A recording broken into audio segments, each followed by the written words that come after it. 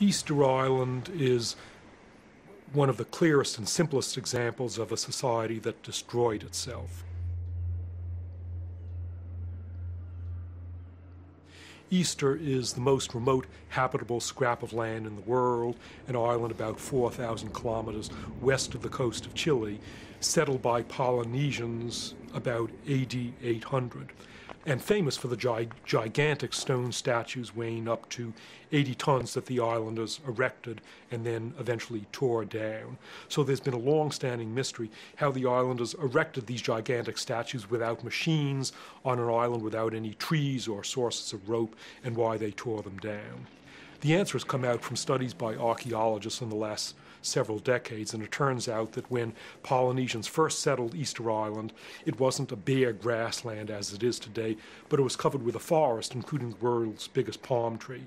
And the islanders began to cut down trees for the usual reasons, clear gardens, have wood for construction and dragging statues and canoes, build their houses for fuel, and they continued to chop down trees until around 1680 they chopped down the last tree on the island, at which point they no longer had wood or rope to erect the statues, but also without trees, the soil was not protected against erosion, and they couldn't go out to sea to harpoon tuna.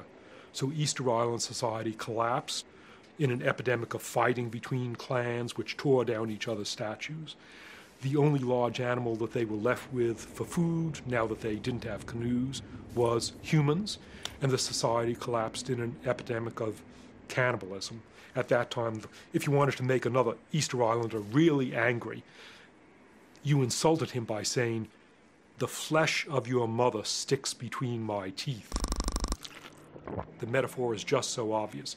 Easter Island, isolated in the middle of the Pacific Ocean, when the islanders got in trouble and had wrecked their island, there was no place that they could turn for help.